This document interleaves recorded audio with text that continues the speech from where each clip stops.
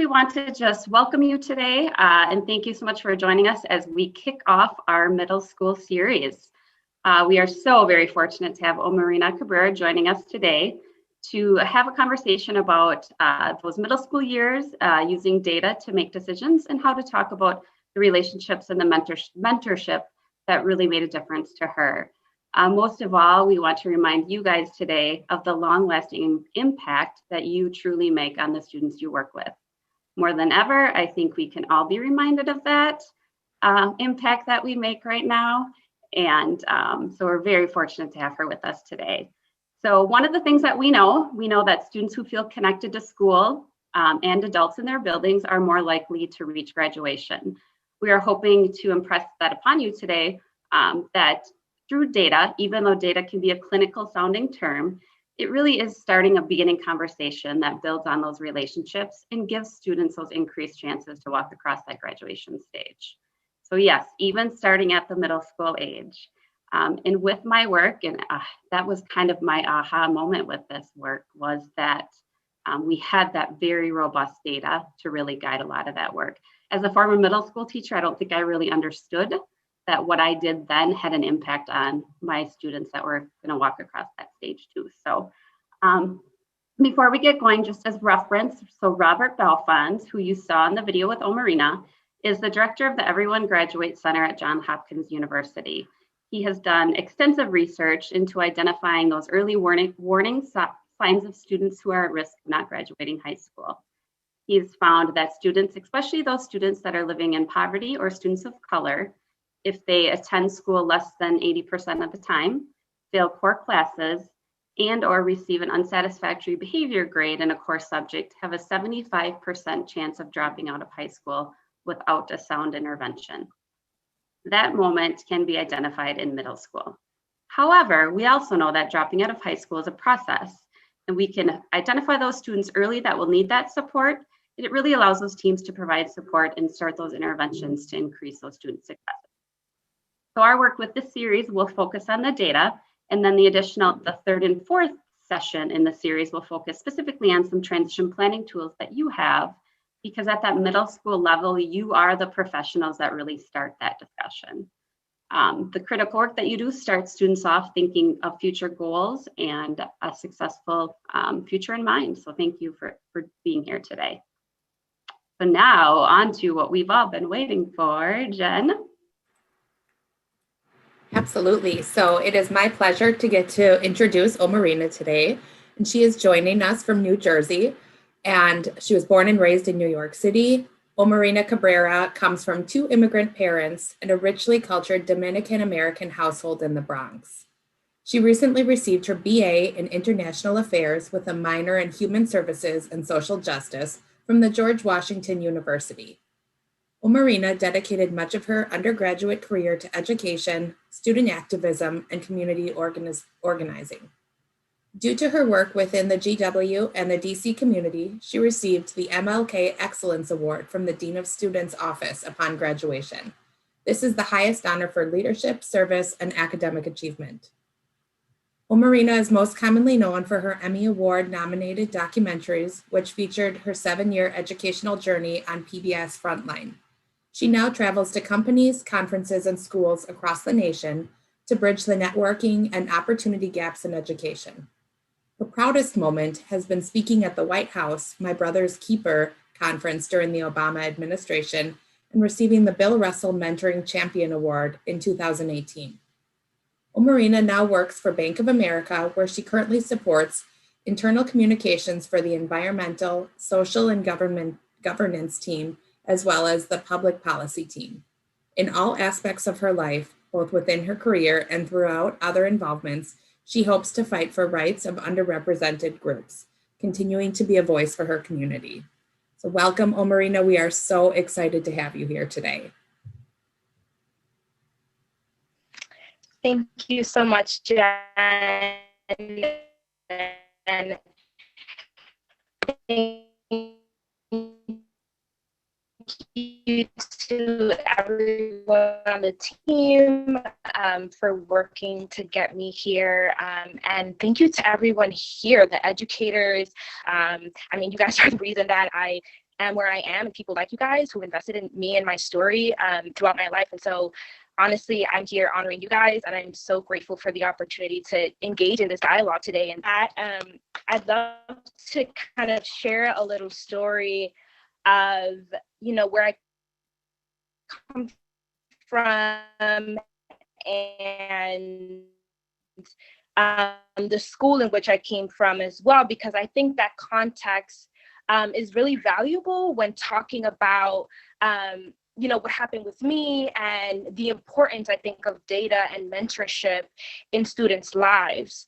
I was raised there from a very young age, and that's really all I knew up until my middle school years. And so I went to a small school called the school that I had come from, MS 244, which was a high violent rate school. And, there was tons of students shuffling in and out from a very low income community. And so resources are thinned, right? And it's a story that we hear a lot of the times, and a story that a lot of times can impact the trajectory in which students head and the futures that they can have for themselves and for their family.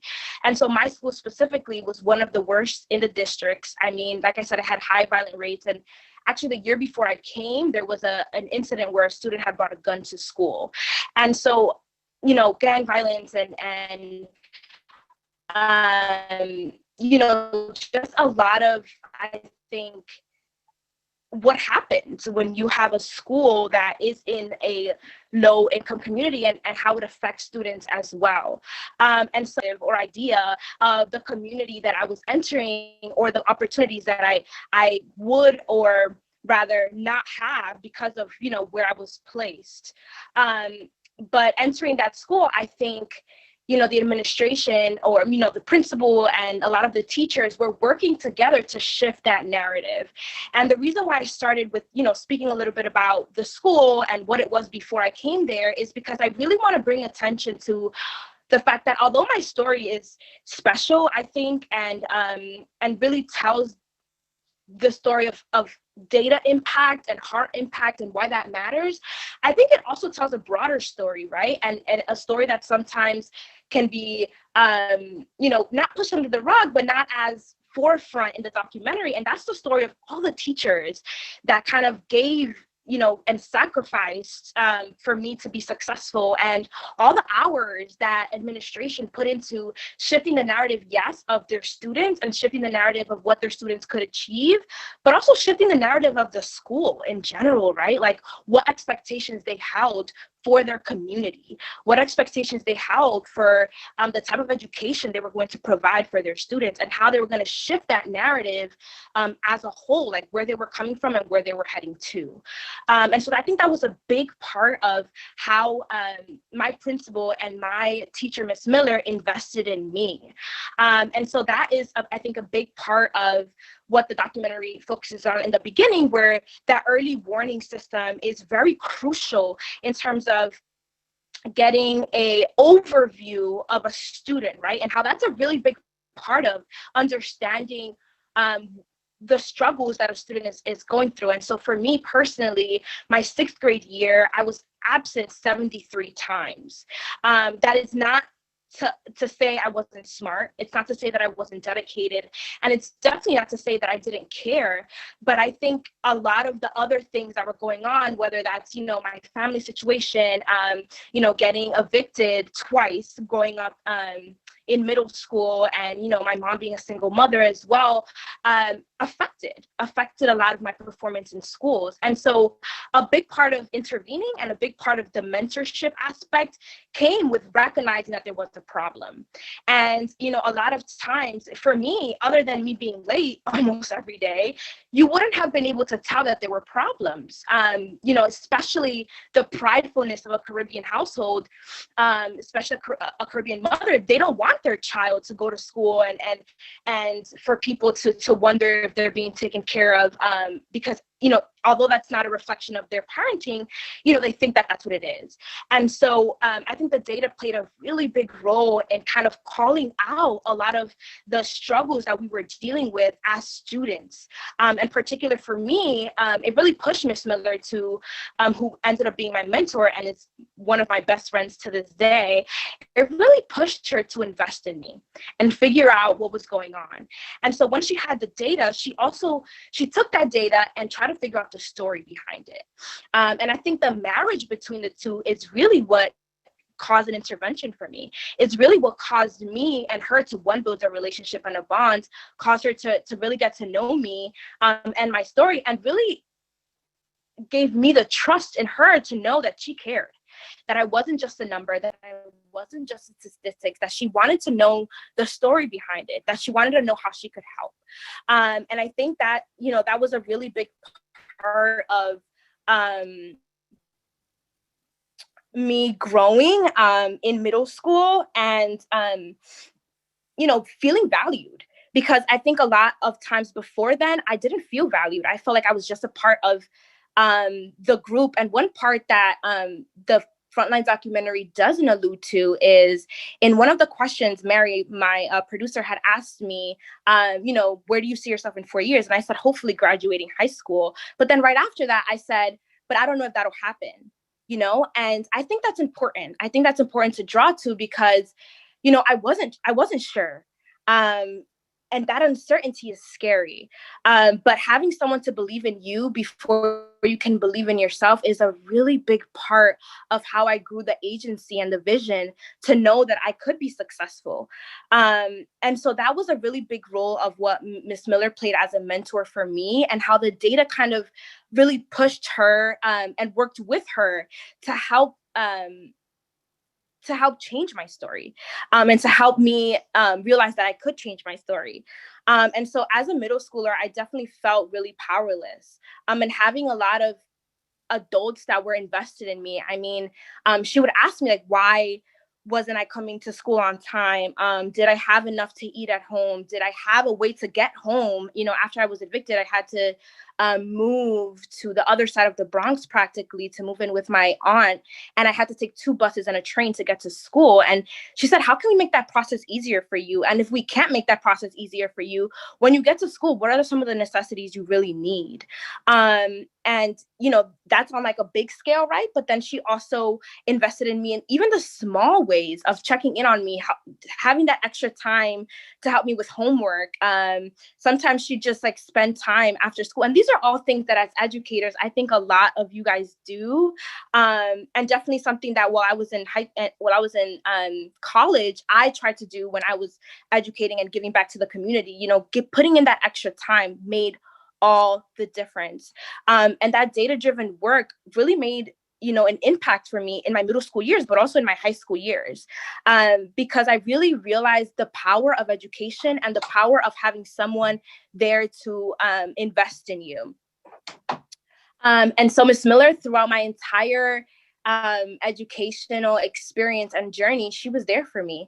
In high school, I remember in my junior year of high school, she even drove up to North Andover, Massachusetts. And, while I was really struggling, being away from home in a predominantly white environment, she helped me. She went up there, and for a weekend, she kind of really put in perspective where I was heading and what it all meant, because I think that's a really big part of being young, not understanding being young and being disadvantaged, not understanding where you are and where you fit in the world, especially seeing just the lack of resources and the gap of opportunities. It's hard to really see where you're heading and what impact you could have on the world and where you are. And I think that was the biggest thing that I got from mentorship and from my educational success. I mean, that entire experience, I think the biggest thing I drew from it and the biggest way it had impacted me is through vision. It gave me a lot of vision of where I come from and where I could head. What are some of the the ways that I could improve? What are some of the things that I could achieve? Because growing up, a lot of the people around me, you know, either ended up selling drugs or ended up in jail or ended up, unfortunately, dead. And so I didn't have a blueprint for how it was going to work. I didn't have any confidence in myself that I could make it, you know, even past high school. But I think having someone to push me really made all the difference. And I think her having a team of administrators, having a team that was data driven really helped her and really supported her as an educator as well. And so I think that was kind of the chain reaction that changed my life. And gave me the agency as well to be able to give back to my community afterwards.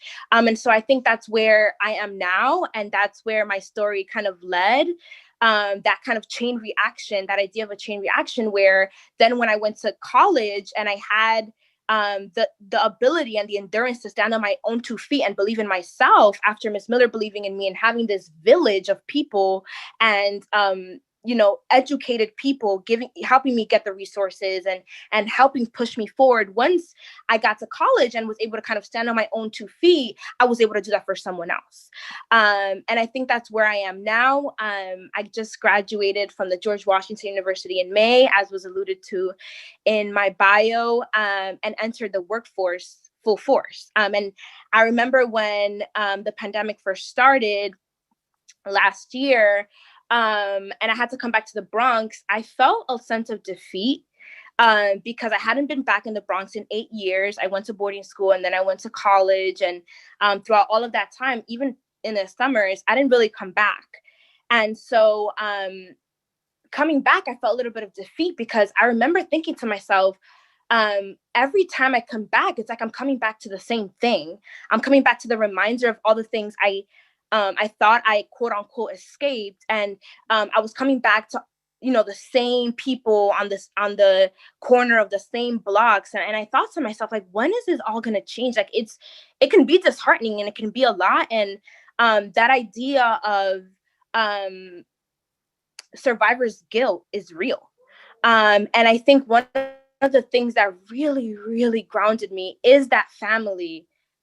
Hello? Hi, Omarina, we can still hear you. Can you guys hear me? You can hear me? Yep, I could too. Yep. Okay, awesome. So I think that's what really grounded me, having that village, knowing that even still I had that village, and a lot of, you know, myself and a lot of my peers as well. I mean, I'm one of many stories. I want to make that very clear, because I think my school was very intentional about, you know, giving all of us as students opportunities. And so me and a lot of my peers, we go back and we visit MSU pre-pandemic, of course. We went back and we visited our schools, and we had panels for a lot of students and try to give other students the blueprint, and try to put it in perspective for them, give them the same vision and the same agency that was given to us, for them to know that they have the ability to do more for themselves and for their families, and this is the blueprint to do it. And so I think that's where I am in my life now, where you know, upon graduating and upon coming back, it's really given me so much perspective, and to know that, one, I've had a village behind me this whole entire time, the difference that middle school teachers really, really make, and how I now can make a difference moving forward, you know, whether that's through joining my community board, or whether that's through my job at Bank of America, or even just being a college graduate who comes from the Bronx and has a similar stories to these kids. And so I think that's my favorite part, was my favorite part of coming back to the Bronx, that whole idea of coming home and bringing it full circle and being able to give back as well. And so that's where I am now. That's a little bit of a quick update on my life.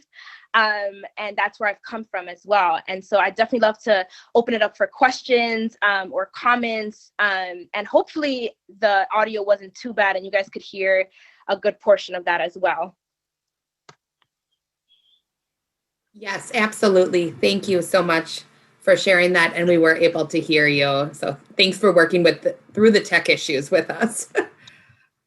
We're going to open it up for questions. So if you have any questions, please feel free to type them in the chat. And we're going to have Jenny Jacobs read the questions to Omarina, just so we can make sure that it doesn't mess up the bandwidth. So as you guys are typing in questions or have things that you'd like to ask Omarina, I just want to do a little walk down memory lane with the conversation that we had last week. Can you update us with your relationship with Miss Miller now, and tell us all where that stands today? I think you alluded to it a little earlier. Yes, absolutely. So Miss Miller's like I'm so sorry, you guys. Oh, the joys of Zoom and working from home, all the glamour.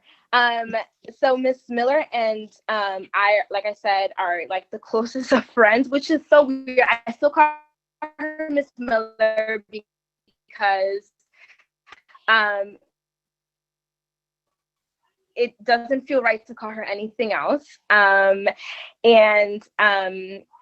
Yeah, she went to my high school graduation. She went to my virtual college graduation, to a different point of our lives where I'm an adult now, or so they say, and I'm a different kind of mentor, right? Like before, it was a lot of my education and helping me through my educational journey, and now she's really like my life mentor and helping me through all the different aspects of like getting a 401k and like understanding what it means to be an adult and not having anyone in my family or in my circle who's ever gotten this far, right? And so she's been a really important part of my growing journey, not just my educational journey, but really my my life journey as well. And I talk to her all the time. She's probably like super annoyed with me because I text her every time I have a problem, But no, yeah, she's a really big part of my life even to this day. So a person asked, is Miss Miller mentoring other students as well? Does she continue to mentor? That is a great question. Yes. So now she's actually an assistant principal. So before she was my 6th grade teacher and my 7th grade teacher, and she taught 6th and 7th grade. And now over the years, she's transitioned into more of an administrator role. But she still does a lot of the same programs. And so what she would do was she would spend her afternoon, so after 4 o'clock, like that time of like after school, she'd get it wasn't just me, like I alluded to when I was speaking, she'd get like 20 of us, 25 of us within the honors classes and outside, and we'd apply to all of these different schools, private schools, specialized art schools, specialized sports schools. I mean, a lot of us ended up going to college. I want to say like out of the 30 students that she had, about 15 of us ended up going to some sort of 4-year, secondary education. And I think that's a really big number considering just the numbers nationally, right? And then the numbers within the school itself. And I think a lot of it had to do with the village that she had supporting her and the data that was introduced the year that she was teaching. And to this day, a lot of the students that go to 244 end up going to private schools after, or boarding schools or charter schools. And so they've made, or to specialized public schools. And so they've made kind of a framework now after my year to make sure that a lot of students are being funneled into these programs, into these private school programs and specialized public school programs, so that when they get to college, they're prepared to succeed.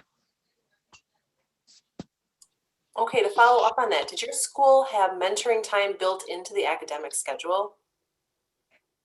That's a great question. No. Yes and no. I think the principal at the school at the time, Ms. Peterson, who I actually still keep in contact with as well, Ms. Peterson was very intentional about the importance of teacher-student relationships. And she wanted to provide a space where that could flourish in a safe and intentional way. And so, she built in a lot of times for either field trips. And so we went to field trips everywhere. I mean, we went to field trips to tons of specialized high schools all over the New York City, to tons of offices, or honestly anyone who would have us made a point of having us see as much of New York City and beyond as possible. I mean, we went to Connecticut to see a boarding school. We went to Massachusetts to see a boarding school. I mean, she was very intentional to send us on field trips and to build that bond. And so although mentorship, I don't think was part of the curriculum per se or part of the flow of a natural school day, she was very supportive, our administrator and of those bonds and of making sure that teachers had that mentorship relationship. And a lot of it also was on her own accord. And, you know, her and teachers like her made a point of either staying after school to do those programs or, you know, during the lunch hour and helping us with our with our high school essays. Like they were very intentional of spending that extra time. And I think it happened naturally, of course, through that extra time and through the classroom, building those relationships with Miss Miller and with teachers like her. Wonderful. And can you answer, what are some of the things that made it easier for you at school once you got there each day? Things that made it easier for me. So I think for a very long time after getting evicted, we didn't have any running hot water and electricity for about 2 months my 7th grade year. And so when I got to school, a lot of it, honestly, and being transparent and candid, a lot of it was just like the basic necessities. And I think that's the story for a lot of low income students, just the basic necessities of having a warm meal and having running water and electricity. Like those things on their own, you don't even understand how much of a difference it made in a lot of our days.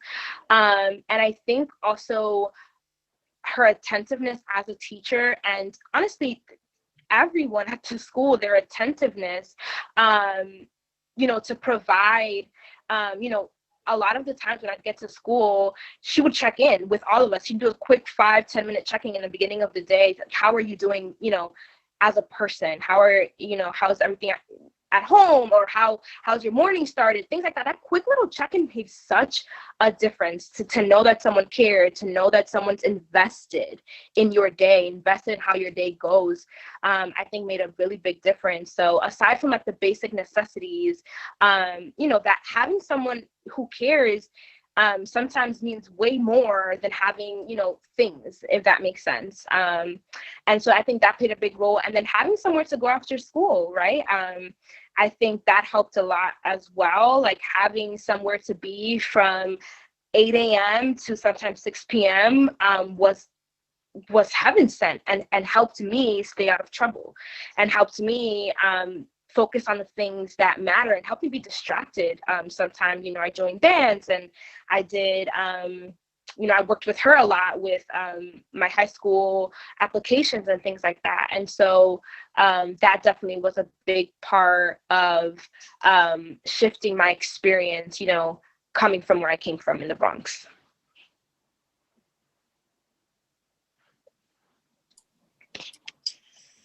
Right. Any other questions, Jenny or Pam? Nope, I think that was all of them so far. Any questions that you're thinking of before we move along? I'm curious. Oh, I see one. Yep, I see a couple come in.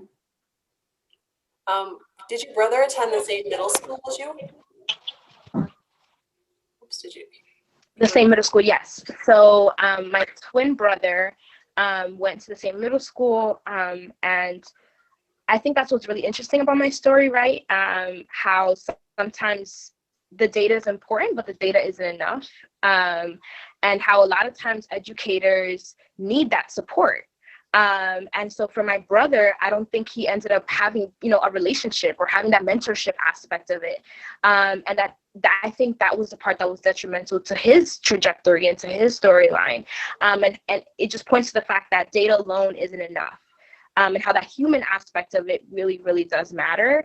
And so I think that is the most interesting part of our story. And so even though we went to the same middle school, in high school, we ended up going completely separate ways, as the documentary alludes to, and he ended up going to prison. And so I think that just really shows the impact that middle school can really have on students.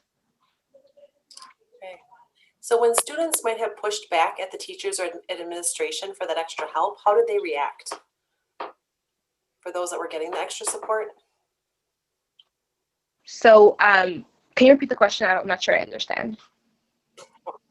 And I think I said it poorly. When students might have pushed back at getting that extra support from teachers and administration, how did they react to that? The kids that weren't wanting the extra support at that time. How did the teachers react to that? That's a great question. I think that comes with like the volume of students, right? I think, you know, speaking from my experience alone, I think Ms. Miller tried to help as many students as she could, and she was proactive about it. But ultimately, some students either don't want the help or aren't interested or don't understand. I think that's a better way to explain it. Don't understand the value of it. And so a lot of the time, you know, if students didn't want it, you know, they push.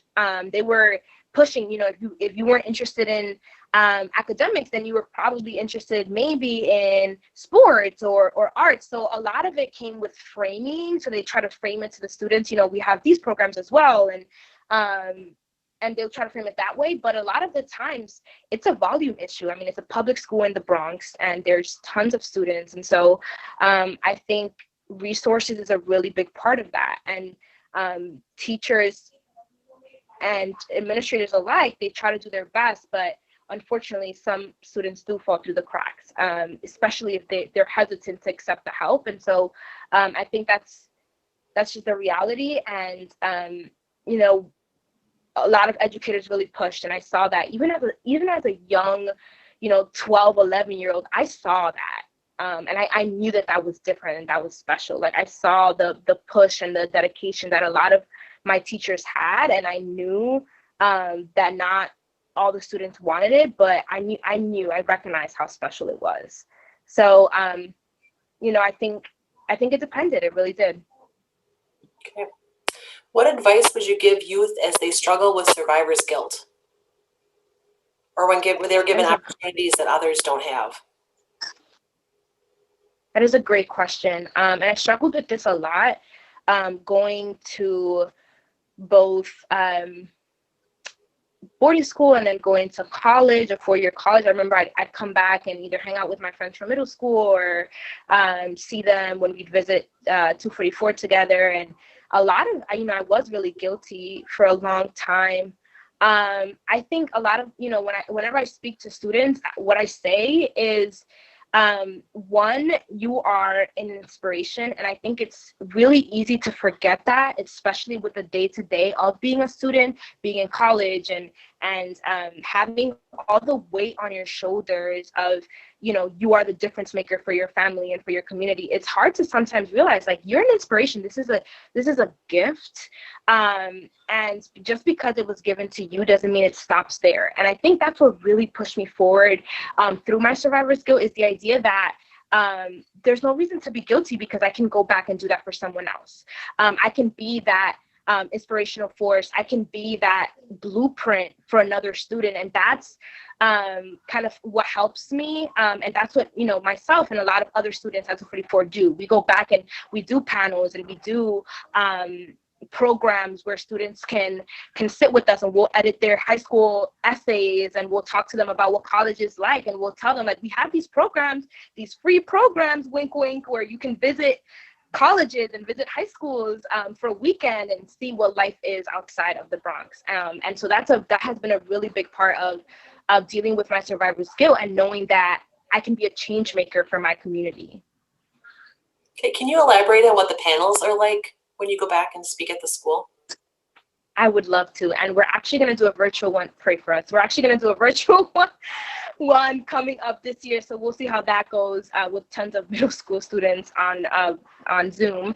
But so how they usually go is it's a whole bunch of students from different fields. And so another student who helps me coordinate the whole thing, she's pre-med, and so she's on a track towards her residency. And we have another student who does professional basketball at his school up in Virginia, and we have another student who is on pre-law track. And so we have students literally from who've graduated from MS-244, who have all these different tracks. And we come together, we have one big panel where we answer their questions. Really, it's driven by them. They have tons of questions about, on the one hand, what we were like in middle school, because I guess to them, it feels so far away, what we were like back then, and then like how we got to where we were, and we kind of sit with them and we tell them about that, and then we break out into groups, right? So like students who are interested in professional sports will go with Jordan and they'll talk to him about what that means and how to stand out in high school and all of these things. And then everyone kind of breaks up into different groups that way. And then we also have different college and career readiness workshops. And so that's new this year, the workshops, where we're going to be working with students on building their brands, what it means to build their brands, and working with students in terms of networking and what does that mean. And so like really early signs of helping students realize that they're working towards something greater, and they're working towards being, at one point in their lives, professionals, and towards that college aspect, and knowing that they have the resources to do so, that they're not just being thrown into the wolves, which is sometimes what I felt, being one of the first in my family and in my community to do that. Wonderful, thank you. Don't see any other questions in the chat at this point. All right. I love, I was just thinking, we talk a lot about self-advocacy skills in our world, and I think you called it networking, how you're helping students learn how to network. And really self-advocacy is a lot of networking. And I also had to chuckle that it's, as I'm probably aging myself here, learning about a brand is so outside of my wheelhouse. So I would love to listen in on one of those panels for sure. You're welcome to come. Everyone's welcome. All right. Absolutely. Any last questions, guys, before we close up with Miss Omarina? Well, I want to thank you so much again. I have, like I said, started with Jen and her sharing the video with me. It's really changed who I am as a professional too. So I want to thank you for giving so much of yourself to us and our work in Wisconsin. And we so appreciate you taking the time to do this today.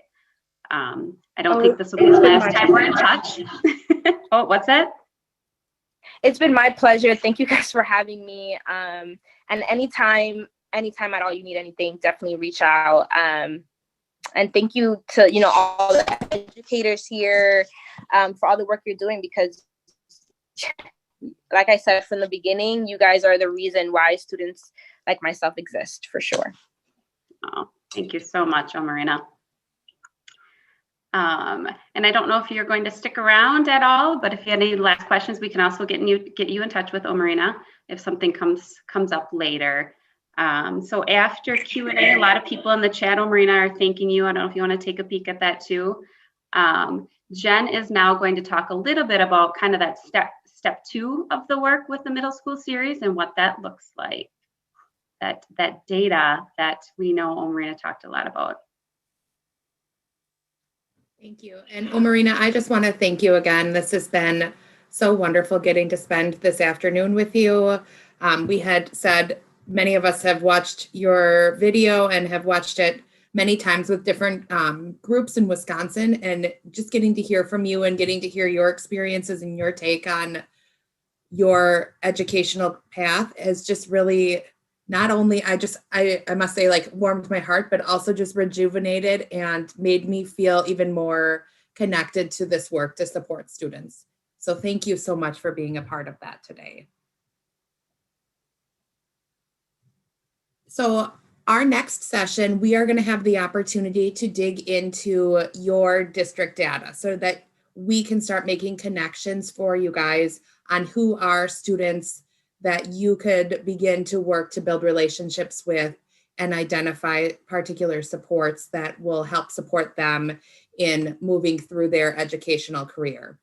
So as the video that you watched prior to our session, as well as the introduction that Brenda shared and what Omarina talked about with the data, we know that those indicators do help us identify as early as middle school what students may be at risk of not completing high school. Giving us this information really gives us a tool to start to dig into work with students and really get an understanding of what students would benefit from more structured supports. So from the research that Dr. Balfans did, the American Institutes for Research took this and pulled together guidance to use to develop how to kind of go through that early warning system with the students that you either support on your caseload or the students within your school. And then from this research, and we'll dig more into this during the next session, but from this research, the Department of Public Instruction has developed the Dropout Early Warning System. So that's available to every school district, and it's through their WISE- for districts. So in the next slide, we'll kind of talk about how to access that. But one thing we want to point out, and I think that this echoes what was said previously, is that these are data points. This is one piece of the puzzle. It really kind of gives us an understanding of what students may be needing some more specific help, but you as educators, you need to fill in the rest. So really understanding who the students are, who they are as an individual, what are their hopes and dreams, what are their needs, and how can we pull all of that together to support them in meeting their goals. So that is what we're going to spend some time talking about next time. As we said, there is the Dropout Early Warning System through WISE- for districts. And these are the steps that you would take to access student information. So you can either go on to this and pull specific students on your caseload or students by grade level so that you can take a look at individual students. You may need to get access from this from your special ed director, from your building principal. You may not have the direct access to this. So if that's something that you're wanting to dig into, please reach out to building or district level leadership so you can get access. However, we do want to say, if you are unable to specifically pull the early warning systems for a group of students, we are also going to have those guiding questions that directly tie to the predictors. So you'll have the opportunity to go into your student information system and pull that information as well. So then we would have you be pulling attendance, behavioral referrals, participation in inclusive opportunities, participation in assessment, and kind of what are students' grades. So you will be able to pull that if you are unable to access WISE- for districts. You will have access to this slide presentation. So the directions are here. However, if you do have questions in accessing your WISE- for district student list, please feel free to reach out to us. So Brenda, are we gonna send this PowerPoint after the training? I just linked it in the chat too, and I think I have it, the viewing rights, okay, just so everybody has it. We're also sending the recording too, but we'll probably take a little time and try to tweak some of that text. So I wanted to make sure you had this part today. So let me know if everybody can open that. So hopefully, yes, Jen. That was a long answer. Perfect. So then when we send the follow-up information and the recording for you, we'll also include our emails. So please feel free to reach out between now and our next session if you have any questions on pulling data or specific data to pull, because we are more than happy to walk you through that. And if you're unable to get it before the day, we will be able to help support you within the student information system. So for our next session, we would ask that you're either bringing a student cohort list of students on your caseload or a specific grade level from the Dropout Early Warning System, or that you have access to your student information system. So Infinite Campus, Power School, Skyward, etc., whatever your district uses, and we'll work from there. But we really want to give you guys the opportunity to dig into this data and then start to move forward on what we can do to support students.